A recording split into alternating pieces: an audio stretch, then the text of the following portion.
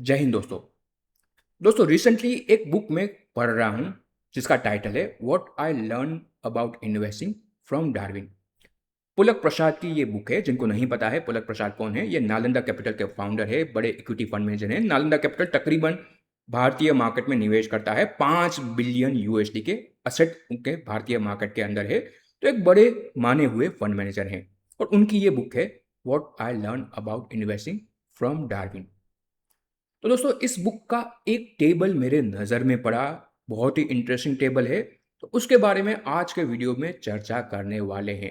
क्यों ज़्यादातर investor market से बड़ी वेल्थ नहीं बना पाते हैं। आप स्टोरी सुनते हैं, विप्रो 30 साल में 500 गुना बढ़ गया, या फिर पेज इंडस्ट्री 4 25 15 साल में 100 गुना 200 गुना बढ़ गया, बीएससी 6 साल में 50 गुना बढ़ गया। बट जनरली इन्वेस्टर को ऐसे रिटर्न नहीं मिलते हैं। क्यों नहीं मिलते हैं? तो उसके बारे में इन्होंने मेंशन किया है इस टेबल के माध्यम से। तो उसके बारे में हम वीडियो में डिटेल में चर्चा करेंगे।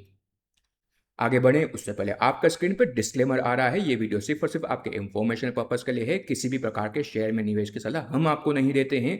कहीं पे भी निवेश करने से पहले आपको अपना जोखिम समझना है, अपने वित्तीय सलाहकार से सलाह लेके ही निवेश करना है।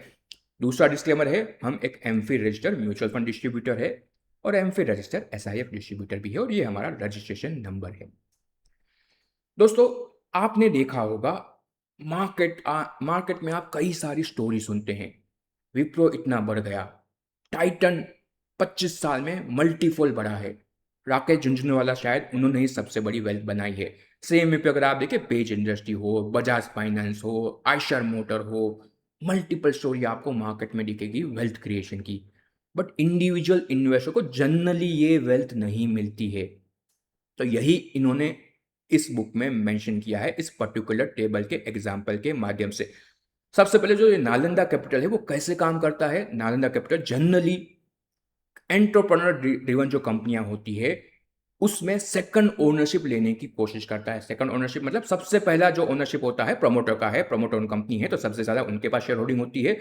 उसके बाद जनरली इनके पोर्टफोलियो की कंपनियां आप देखेंगे तो सेकंड सबसे largest share holder Nalanda capital आपको दिखेगा। इनका पोर्टफोलियो आपको अवेलेबल मिल जाएगा ऑनलाइन, आप देखेंगे जनरली जितनी भी लिस्टेड कंपनी में उन्होंने निवेश किया है वहां पे सबसे बड़े ओनरशिप इनके पास ही होगी। और ये परपेचुअल ओनरशिप रखने में बिलीव करते हैं कि जहां पे उन्होंने निवेश कर लिया उस कंपनी के वो मालिक समझ के ही उसमें निवेश करते हैं, कभी न बेचने के लिए। और ये कभी न बेचना यही इनके बेहतर प्रदर्शन का कारण है। छोटी छोटी कंपनियां आइडेंटिफाई करते हैं और उसमें सालों सालों तक बने रहते हैं जब तक उनको कोई बड़ा मेजर चेंज न दिखे तब। तो यहाँ पे जैसे कि आपके सामने हमने टेबल रखा है, सेम बुक में भी वही टेबल अवेलेबल है। तो कैसे ये स्टोरी बनती है वेल्थ क्रिएशन की वो यहाँ पे इन्होंने समझाया है। दो कंपनियां हैं इनके पोर्टफोलियो की कंपनियां हैं, कोई रिकमेंडेशन नहीं है, थोड़ा पुराना डेटा है तकरीबन। अगर आप देखें अभी शायद इनके पोर्टफोलियो में है कि नहीं वो भी चेक करना पड़ेगा। तो ये दो इनके पोर्टफोलियो की कंपनियां हैं, एक है हेवल्स जिसमें इन्होंने तकरीबन 8.5 साल तक इन्वेस्टेड रहे हैं और दूसरा है पेज इंडस्ट्री। 13.5 साल का इनका होल्डिंग पीरियड है, 13.5 साल। जनरली कई सारे इन्वेस्टर 6 महीने को लॉन्ग टर्म इन्वेस्टिंग समझते हैं, 2 साल को लॉन्ग टर्म इन्वेस्टिंग समझते हैं। 13.5 साल से इन्होंने पेज इंडस्ट्री होल्ड किया, 8.5 साल इन्होंने हेवल्स होल्ड किया, कुछ कुछ कंपनियां तो 15 साल से ये होल्ड कर रहे हैं। तो सबसे पहले तो होल्डिंग पीरियड इनका बहुत ही लंबा था, इसलिए ये आउट परफॉर्म कर पाए। निफ्टी हो या बाकी सारे बेंचमार्क से भी बेहतर इनके फंड ने प्रदर्शन दिखाया है। दोस्तों ये जो दो कंपनियां जो इनका होल्डिंग पीरियड है, तो हेवल्स तकरीबन 2724 दिन ट्रेड हुआ है इस होल्डिंग पीरियड के अंदर और पेज इंडस्ट्री 3586 दिन ट्रेड हुआ है। और इनको गेन कितना मिला है इस टाइम फ्रेम के अंदर? हेवल्स इनका 12 गुना बढ़ा है और पेज इंडस्ट्री 88 गुना बढ़ा है इनके लिए। बट इंटरेस्टिंग पॉइंट यहां पे आता है दोस्तों, जैसे कि आप देख रहे हैं टोटल गेन 90%, जो इनका टोटल गेन है, जो 12 गुना आपका सपोज हेवल्स हुआ है या 88 गुना आपका पेज इंडस्ट्री हुआ है, उसका 90% गेन हेवल्स में 35 दिनों के अंदर ही आया है। 2724 ट्रेडिंग दिन में से 35 दिन के अंदर ही ये 90% गेन आया है। और सेम वे पे 3586 दिन जो है पेज इंडस्ट्री इन्होंने होल्ड किया, उसमें से 58 दिन के अंदर ही 90% गेन आया है, जो आप देख रहे हैं टेबल में। तो मेजर गेन बहुत ही कम दिनों के अंदर आया है।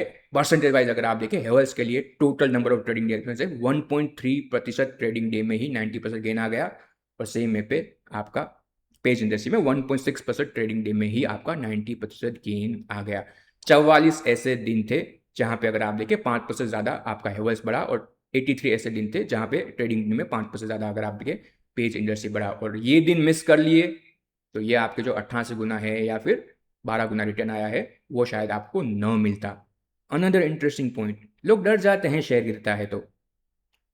दोस्तों, ये जो 8.5 साल 13.5 साल का जो इनका होल्डिंग पीरियड है उसमें से 1293 दिन हेवल्स डिक्लाइन हुआ है। दिन के अंत में, शुरू से बाद जब क्लोज होता है उसमें डिक्लाइनिंग, अगर आपका ओपनिंग प्राइस और क्लोजिंग प्राइस अगर आप क्लोजिंग प्राइस ओपनिंग प्राइस से नीचे है मतलब आपका शेयर डिक्लाइन हुआ है उस दिन। तो ऐसे 1293 दिन मतलब 47% ऑफ ट्रेडिंग डे आपका शेयर नीचे बंद हुआ है। सेम वे हेवल्स पेज की भी यही स्टोरी है। तो आधे ट्रेडिंग डे में तो आपके शेयर नीचे ही बंद हुए हैं, ये इनकी स्टोरी है। बाकी भी सिमिलर पॉसिबिलिटी है कि बाकी जितने भी बड़े बड़े वेल्थ क्रिएशन हुए उनमें भी सिमिलर स्टोरी ही बनी होगी। तो यहाँ पे यही मेजर पॉइंट उन्होंने मेंशन किया है कि अगर वो 1-2 दिन भी मिस कर जाते, ये जो सबसे अगर आप देखें 1.3% सबसे अच्छे दिन थे, 1.6% जो सबसे 90% गेन के रिस्पॉन्सिबल दिन थे, उसमें से 2-3 दिन भी मिस कर जाते तो इनका मेजर जो रिटर्न है वो निकल जाता। तो नालंदा कैपिटल की इनमें इनकी इन्वेस्टमेंट अप्रोच जो है वो भी इन्होंने बुक में मेंशन की है। 3 उनके मेजर अगर आप देखें फिलोसॉफी है। Avoid taking big risk, second है buy high quality company at fair value, और तीसरा इंटरेस्टिंग पॉइंट है don't be lazy, be very lazy. ये इनका तीसरा फिलोसॉफी है, बुक में मेंशन भी किया गया है। Don't be lazy, be very lazy. अच्छा बिजनेस आपने ढूंढ लिया, सारे ड्यू डिलिजेंस आपने कर लिए पहले 2 पॉइंट के अंदर, आपने इन्वेस्टमेंट कर लिया, सेकंड लार्जेस्ट शेयर होल्डर आप बन चुके हैं, कंपनी के ऑलमोस्ट आप मालिक बन चुके हैं, जो इनका अप्रोच है कि कंपनी के वो परपेचुअल ओनर बनना चाहते हैं। उसके बाद वो लेजी नहीं होते हैं, बहुत ही लेजी होते हैं। नहीं बेचेंगे, 13 साल तक नहीं बेचा, 8.5 साल तक नहीं बेचा। अच्छे दिन कभी कभी ही आते हैं, वहां पे अगर आप इन्वेस्टेड नहीं रहे भूल जाइए वेल्थ क्रिएशन। तो ये इंटरेस्टिंग टेबल था, इसलिए हमने आपके सामने रखा कि अगर आप वेल्थ क्रिएशन के लिए आ रहे हैं इक्विटी मार्केट के अंदर तो लेजी नहीं, बहुत लेजी बनना है। सारे ड्यू डिलिजेंस कर लीजिए, अच्छी सी अच्छी कंपनी आइडेंटिफाई कीजिए जो ग्रोथ वेल्थ क्रिएट कर पाए। उसके बाद आज नीचे गया है, क्यों नीचे गया है, अभी मेरे एक हमारे व्हाट्सएप ग्रुप पे डिस्कशन हो रहा था, एक कंपनी डिफेंस की है। लोग कह रहे 7% आज क्यों गिर गया। अब गिर गया तो गिर गया, क्या फर्क पड़ता है। हम 15 साल का व्यू पॉइंट, 10 साल का व्यू पॉइंट, 25 साल का व्यू पॉइंट लेके चल रहे हैं, तो आज 7% गिरा है तो छोड़ दो ना, क्या फर्क पड़ता है। तो वेरी लेजी बनिए। अच्छी कंपनी में आपको 10, 15, 20 साल देने पड़ते हैं, समझिए आप ओनर हैं, तभी वेल्थ क्रिएट होगी। डेफिनेटली कभी कभी नहीं भी होगी, कहीं के आप गलत भी होंगे, बट जब सही होंगे तो 88 गुना भी हुआ है। तो वेल्थ क्रिएशन अगर आपको करनी है तो पेशेंस सबसे ज़्यादा ज़रूरी है। ये आप यहाँ से कंक्लूजन लेके जा सकते हैं। और अगर आपको ये वीडियो पसंद आया हो तो वीडियो को शेयर भी कीजिएगा अपने दोस्तों और परिवारजनों के साथ। Thank you for watching. जय हिंद, जय महाकाल।